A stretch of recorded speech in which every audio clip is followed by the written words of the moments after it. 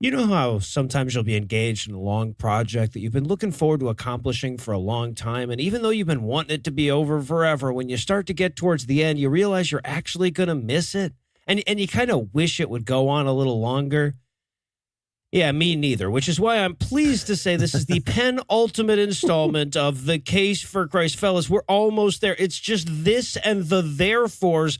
How excited are you? Not excited. No. The Boo. Until the therefores are gone, he's his team boo. Yeah, well, I won't point it out yet, but it's not like we've got a good book lined up after this one. And, of course, joining us once again in this celebration is my lovely wife, Lucinda. So, Lucinda, are you eager to finish or what? Yeah, I'm used to it. All right, so quick before I can reflect on the double entendre there, let's dive into Chapter 14, the circumstantial evidence. Are there any supporting facts that point to the resurrection? Okay, guys, be honest. When you read that, you at least wondered whether Lee Strobel was going to offer up his own book as evidence for Jesus. Right? Like Exhibit Z was going to be, plus, if there wasn't a Jesus, this book would have been a crazy waste of time, huh? Call me a liar? Just a selfie of Lee Strobel dabbing like he's on a field trip to Auschwitz. He's pointing at an empty tomb. Yeah. This points to the resurrection. But instead of that, which would have at least been succinct, we have to start off with irrelevant dead people. And since he feels the need, I guess, to up the morbidity with each chapter, the opening sentence of this one is literally, quote, "No witnesses watched Timothy McVeigh load 2 tons of fertilizer-based explosives into a Ryder rental truck," end quote. And the Oklahoma City bomber was there, of course, in case you were having trouble with the concept of circumstantial evidence. Yeah, no, this is good. You know what I had not considered yet? The argument from Timothy McVeigh. Right. Important ground to cover. And ultimately, this leads around to him saying, circumstantial evidence is the best kind of evidence. So really, we're lucky to not have a bunch of first-person accounts fucking up the solid case we're making for Jesus. Yes.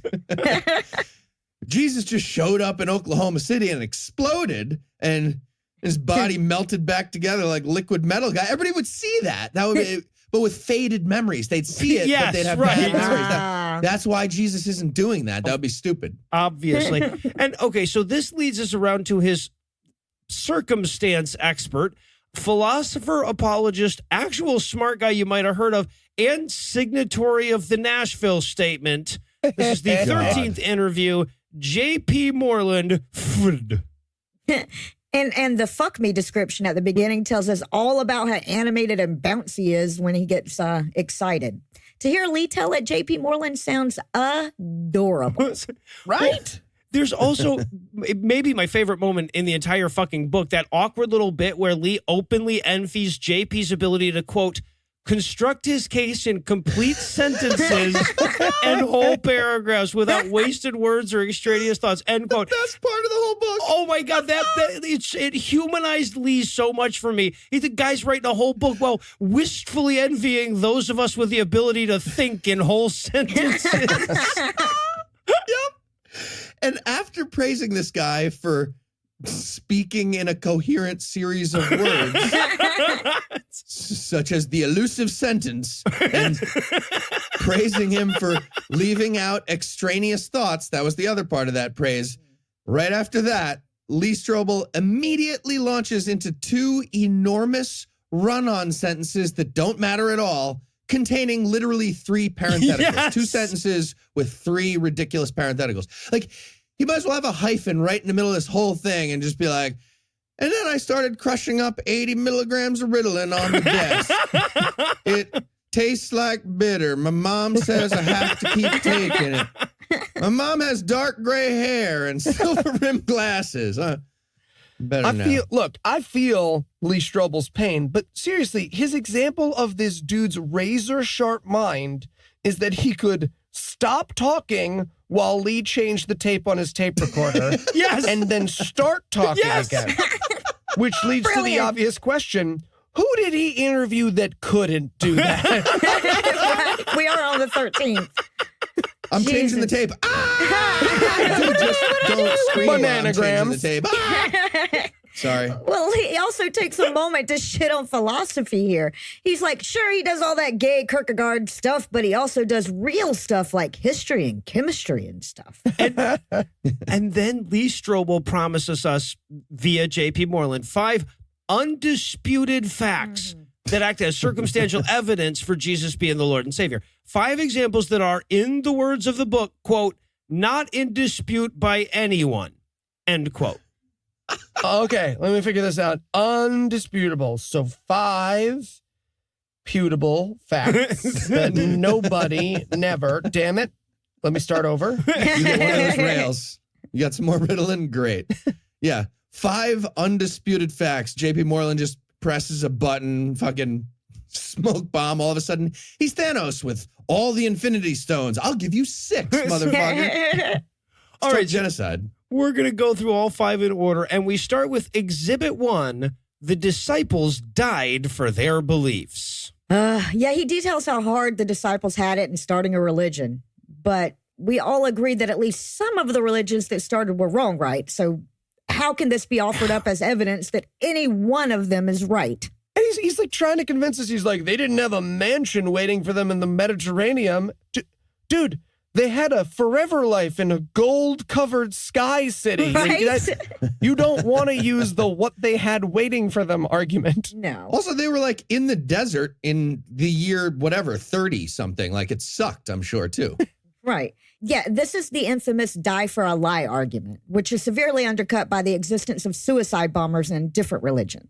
Okay, right, but okay, so to be fair to the argument, suicide bombers aren't claiming to have seen tangible evidence, right? They're working from a standpoint of faith by their own admission. So the die for a lie argument posits that the people dying for Jesus actually saw him, so they would have known for sure if they were lying about seeing him. The real problem with this argument is that there's no evidence that any of this happened. There's just Bible stories, right? Also, historical examples galore of Christians who didn't claim to have seen Jesus personally, desperately trying to martyr themselves.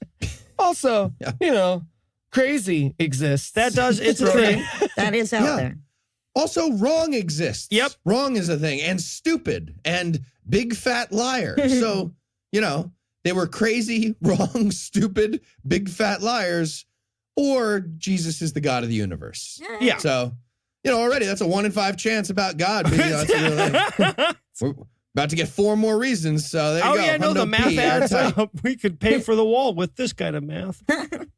Yeah, and to be clear how intentionally deceptive Moreland's being here, he says, well, we've got 11 credible people with no ulterior motives in the disciples, without mentioning that we have no record from any disciple, and that biblical scholars can't even agree on what all the disciples' names were to begin with. Exactly, right. Yeah. Well, we've got liar, already lying. You've got nothing. Like literally the only word in that sentence that wasn't a lie is well at the beginning of that sentence. Right, exactly. So yeah, his first undisputed fact is only valid if you take the Bible as a credible source. Next. Well, that would be Exhibit 2, the conversion of skeptics. Exhibit 2. It's Exhibit B, man. I don't know how they do it in fucking court, but this isn't a court. It's Exhibit A, B, C, especially when you have a sub-list later on of 5 things. You dumb fuck. Okay. You learn to think in sentences or something. And look, as weak as the argument is, right, which is to say some people who didn't believe in Christianity eventually did, even that relies on a credulous reading of the Bible. Mm-hmm. Right? He's talking about the Apostle Paul, for fuck's sake. If you don't take this book literally, that's the guy that invented the religion. Hey, Lee Strobel, describe this M.C. Escher painting. Okay, cool. It's a hand, drawing a hand, drawing a hand, drawing a hand, drawing a hand, drawing a hand, drawing a hand. Hey, you're done. You're done. Hand. No. Keeps going. I'll let you know. Yeah, Lee's like, okay, so do you have any credible evidence? And without missing a beat, Moreland says, I sure do. Here in the Gospels, it says. Yes. Jesus. Yep, the Bible sure does agree with itself about being true occasionally. Right, not even all the time. Checkmate atheists. Occasionally. And then Lee Strobel points out that if Christians get to count Paul as evidence of the resurrection, then Muslims would get to count Muhammad as evidence against it. And Moreland's argument against this seems to somehow be, Yeah, but Muhammad claimed to be alone at the revelation, whereas Paul pretended other people saw it too. Does the Quran say that the Quran is right? No, exactly. Like, that's the argument we're getting. Yeah, literally. right. Well, and apparently, though, but if you want to dispute Paul's veracity, you need to write a 6-volume biography about him and explain how he performed all those miracles he very clearly claimed to have performed. Right. I was baffled by this counter argument. Like, look, if you can't tell me how many fingers I'm holding up, the answer is pineapple. Right. The answer is pineapple and here's your bill and I don't pay taxes. Right. And I can exactly. lynch gay people. Fuck. Jesus. But the hits just keep on coming as that one gives way to Exhibit 3, changes to key social structures. Yeah, okay. This is the argument from incessant Jewiness, right? Basically, he says, look, Jews were way Jewier than, say, Persians were Persian-y, and despite how Jewy they were, they still became Christians. Yeah, it's a weird argument. He seems to be saying here, look, when these Jews gave up the religion for a new faith, they gave up the religion for a new faith. Hand drawing Yep. hand, drawing a hand. Exactly. Super duper solid point, Lee. Absolutely. Question, what's the most popular religion right now in the Middle East? Is it Christianity? Is it? Are you winning? All right, but okay, so just so that this chapter doesn't get easy on us, we subcategorize here, and Strobel invites Moreland to give a list of 5 things inside his list of 5 things, right? So then we go through the 5 key social structures that changed when Jesus came along. Yeah, first of all, they stopped killing all the goats and slinging the chickens. I lived in Brooklyn. No, they fucking didn't. No, the Christian. But also, these are all great news, the new stuff. Like, Yeah. you're a Jewish guy in the desert, and the new rabbi's like, hey, by the way, you can stop wasting large amounts of food and stop strangling chickens with your bare hands from now on. You're going to do that. Right, You're yeah. going with that guy. That's the new rabbi for you. The other big one was no circumcision, which he doesn't mention in this one, by the way, because it's so obvious why you'd not want to do that. Okay. Secondly, and it never fails to amaze me how quick Christians are to point this out, they stop focusing on being good human beings so much. Yeah. By the way, also, in addition to the last thing I said that makes your life a whole lot easier, you can also fuck however you want now. It's just like, great, on board. Fantastic. Quick question, though. Do you know how to resurrect? You know what? Never mind. Nobody cares. Nobody cares. On board. Well, third is that they switched from Saturday to Sunday, which confirms the truth of Seventh-day Adventism. Yeah, okay, but as if those 3 weren't bad enough, the 4th one is fucking crazy, right? Because he says that the monotheism of Judaism is challenged by the Trinity, but the whole argument is supposed to be about these structures changing right away, and the Trinity is a concept that first arose in the early 3rd century. Lee might as well walk into your office and be like, oh, hey, I came here to show you my invention. Oh, yeah, what's that? Yeah, let me just grab this. That's my pen. You took my pen. I is what- invented this pen. Here you go. Lee Strobel. Case for pen. Well, the 5th was a bit of a cop-out. He was basically, look, Jews believed Jesus wasn't the Messiah, but Christian believed that he was. So, yeah, premise A agrees with premise A. Win-win. Seriously, I was totally baffled. I don't even know what a universe in which that wasn't true would look like. Yes. If there were a bunch of Christians who didn't believe in Jesus, would it make it not? Who the fuck knows? And again, it's just like, hey, the free food and free cum guy says he's the Messiah. Any objections to that, guys? Nothing? Everyone's eating and fucking? Great. Done. Yeah. Finished. Not a tough sell to stop being Jewish in, 33 AD. Well, I love too that there's this weird bit where Lee seems to kind of give up, right? We're late in the book. This is not a good argument. He's like, look, I'm sure this is a good point you're making or something, but I can't imagine anyone, not even my readers, finding this convincing. So he gives Moreland a page and a half to explain how it all makes sense if you consider it from the perspective of a backward-thinking Jew. Perhaps if we watch this documentary, The Unexpected Bar Mitzvah, you'll see what I mean. Nice. And then quick, before we can realize nothing in that last section made any sense, we move on to Exhibit 4, communion and baptism. Yeah. okay, the argument from communion would be really fucking weird if we were wrong. Is it less weird if they're not, though? I feel like it's way more weird if they're right. The way it's the least weird is if they're all liars pretending to believe in space cannibal magic. That's That true. makes best it case the scenario. least fucking weird. Yeah, and this starts off with a weird little admission/analogy. He says, okay, look, Christians celebrate Jesus' death, and that's fucking weird. Bunch of people who love JFK might celebrate his handling of the Cuban Missile Crisis, but they're not going to celebrate his gruesome murder.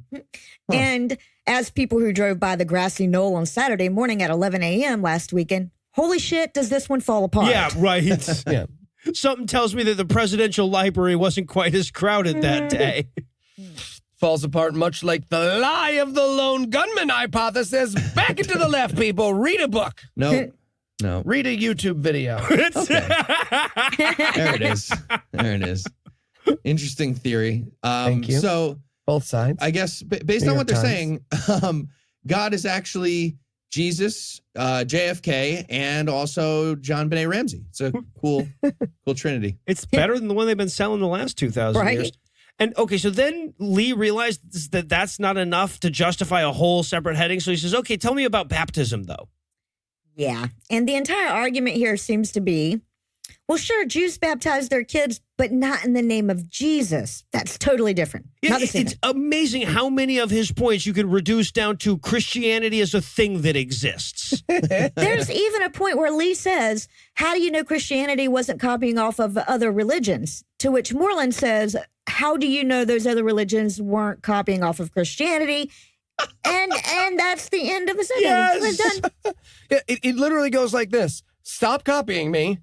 Stop copying me. Genius. You were going in the fucking book, sir. Nailed it. I am defeated. They were gonna copy off us, so we copied off them first. It's preemptive plagiarism. Wait. Hand drawn a hand drawn a hand drawn a hand. And then finally, we get Exhibit 5, The Emergence of the Church. Okay, yeah. And if you hear that subtitle and think to yourself, holy shit, this guy's reasoning couldn't possibly be circular enough to argue that the existence of the Christian church is circumstantial evidence of the Christian church being correct, can he? Then you haven't been paying any attention at all, not just to this segment, but to this book. Yeah, he can. Yeah, now it's just MC Escher about to 69 himself, drawing himself with cum, drawing himself with cum. What's the argument from that? Gross. There's also a bit, can anyone explain this to me here? The bit where he argues Christianity must be true because people named their dog Caesar? I'm confused. What? He's like, the confused. important names are Peter and John. People name their dog Caesar, which I'm pretty sure means he's insulting my dog's name. And Marjorie Tyrell Bosnick is majestic as fuck. Yes, she is. One, she's real. Two, I win. Yeah, we named dogs after Caesar because they're not majestic and august. Wait, dictionary. I mean, I know we all have a mutual friend named Caesar that listens to this show, so I don't think he'd find it as convincing as Lee I hope he has a did. dog named Jesus. Yeah. And Lee admits right here how shitty this argument is. At one point he says, now, you might not find this convincing since other religions also spread, but that would be because you're stupid and my guy has a PhD. So shut up. Yes. Shut up. Sorry, Lee, again, great argument. Real quick, we are in first place in the religions, right? Because if we aren't, this argument is crazy. But we are. We're number one religion by far. And then he ends it with, you know who else was a Christian? The Guinness World Record holder for most cases ever won. That's who the fuck was a Christian. What? The Okay. world's tallest man. But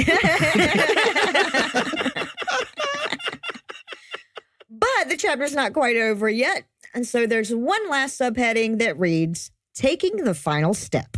Oh, right. Yeah. Just in case you were in danger of taking this asshole seriously, Lee adds a little addendum where he offers up, J.P. Moreland offers up as evidence of his religion being true, the fact that he feels in his heart like it is. This is so weird. Stupid. And Lee's like, wait, doesn't that fall apart if you think about it at all? And Moreland goes, no, only if you think about it correctly. Yeah.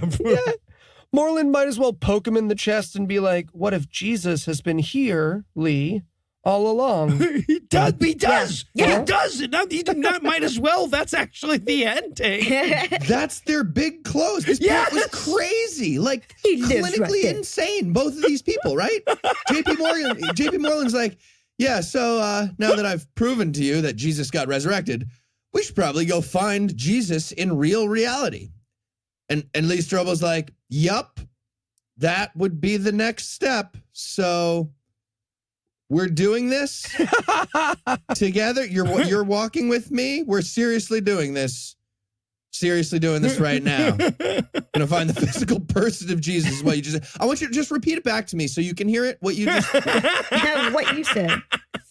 Put it in the book, man. I mean, people are going to read this thing probably. We're walking down the hall. You're committing to this bit. Where are we going? All right, we're doing this. All right, but our work here isn't quite done yet because Lee Strobel is still slaving under the unevidenced opinion that making us think more about the stuff he just said helps his argument. So it's time for a few deliberations. All right, pop quiz time. Here we go. Here we go. Question 1. The disciples were in the unique position of knowing for certain whether Jesus had returned from the dead, and they were willing to die for their conviction that he did, again, according to the Bible. Can you think of anyone in history who has knowingly and willingly died for a lie? What degree of certainty would you need before... I'm not done yet. Hold on. What degree of certainty would you need before you'd be willing to lay down your life for a belief? How thoroughly would you investigate a matter if you were going to base your life on it? So no one has ever asked Lee if he would die for his wife, or he hates his. I'm so confused. Like, if someone Or was he's like, honest about right, whether anything. he would. Okay, I'm sorry. Someone who died for a lie. Gee, shucks. Do we cover those people constantly on this goddamn show? I saw a video of a guy nearly hack his arm off because he thought that his chi was going to protect him. What about that maple syrup kid in Canada? Do I win? Have I won yet? Yeah, also, I'm pretty sure Jesus died for a lie, no? JFK, John Benet Ramsey, there's a bunch. It's not a small list. But for me personally, I wouldn't die for the truth either. Yeah, Like, that's just dumb. All this tells me is the apostles were stupid. I myself am just going to take that last question about how thoroughly one investigates something before basing their life on it. I'm the only person in my family who A, isn't a Christian, and B, has read the Bible. Yes, either, not and, either. Exactly. So you lose. Question 2. What are your most cherished beliefs? What would it take for you to abandon or radically rethink those treasured opinions, especially if you truly believe you are risking damnation of your soul if you are wrong? How does your answer relate to the historical facts that thousands of Jews suddenly abandoned 5 key social and religious structures shortly after the crucifixion of Jesus? And I'm just going to open this up by saying evidence. Yeah. Okay? Evidence. There's like all the beliefs, cherished or otherwise, evidence would get me to abandon any position. What I love most about this is that this is such an interesting question if it is asked by anybody but a Christian. Yeah, right. Anyone but a Christian, you're like, oh, what a good question. And then the Christian is like, boo, this is trap. It's a weird trap. You're going to tell me a word means in Greek, aren't you? You're telling me what a word means in Greek. Abiogenesis is a fascinating subject. They just don't want to talk about it is all. Crystals. Oh, Lee. I'm going to go with $8. It would take $8, Lee Strobel. We take PayPal. You have a lot of evidence to believe that's true, Lee. Do you want to save my wife's soul or not? Money where your mouth is, asshole. Yeah, my most cherished beliefs. I don't cherish beliefs. Again, that's dumb. Why would you cherish? And a giant mob of people that threatened to kill me would get me to pretend whatever the fuck they wanted. Right? Or a guy offering free food and free cum. Like, Yeah. I'll A lot of pretend ways a lot of this can stuff. work for them. Okay, question 3. Other than the resurrection of Jesus, can you think of any explanation that would simultaneously account for all 5 categories of evidence that J.P. Moreland discussed? How do you think someone like him would respond to your hypothesis? Well, I think my favorite thing about this question is the implication that society's changing over time is in need of a specific cause. Yeah.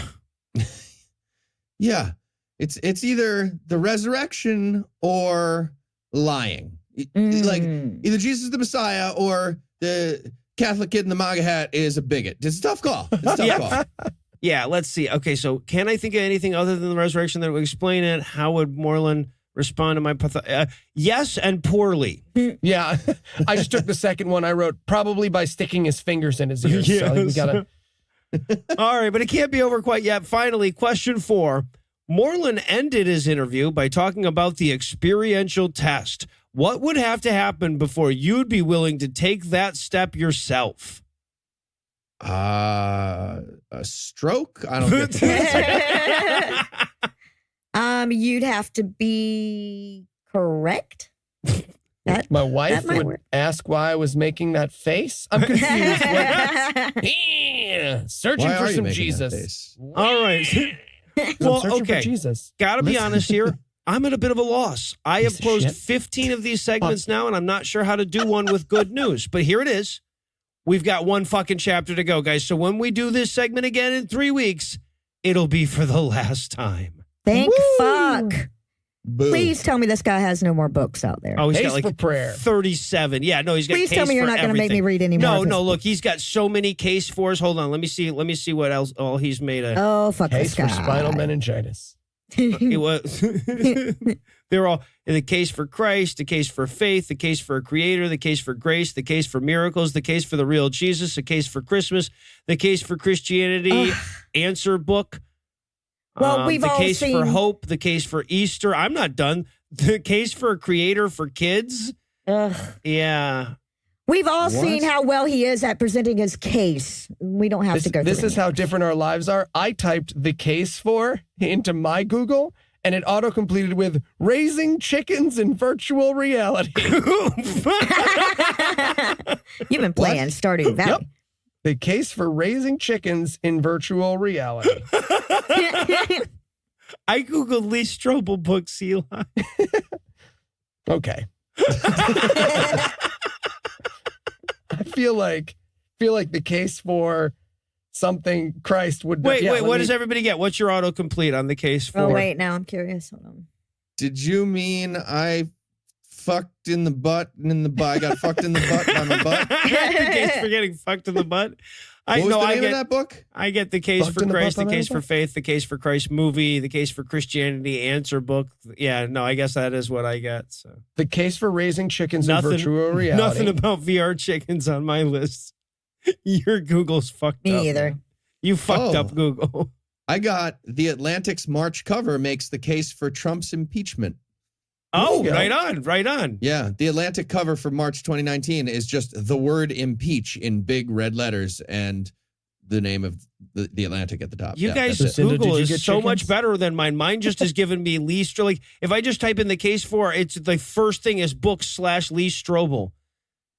Ah, Yeah, well, I got the case for Christ first and then the Atlantic thing. to be I fair, don't- Yeah. yeah. Case for Christ comes up first for me, but then Mine is all if you scroll far Christian enough down, you get a case of herpes. So I don't. The case for How much herpes. I wanna Come on, play with Lee. Round it out, man. Round out the narrative here. Eli, what's the name of the book? My butt fucked me in the butt. What was it? Pounded in the butt by my own butt. Pounded in the butt Eli, by my own you butt. really should have just gone with like, what are you talking about, Heath? That would have been the best. That's true. Y'all know. Everybody knows what I was talking about. It was Amazon keeps suggesting it because apparently we bought it with the company Amazon. How does that? Never. No. I'm gonna- I will I'm send you gonna- the book. No. I'm- Well, Not gonna.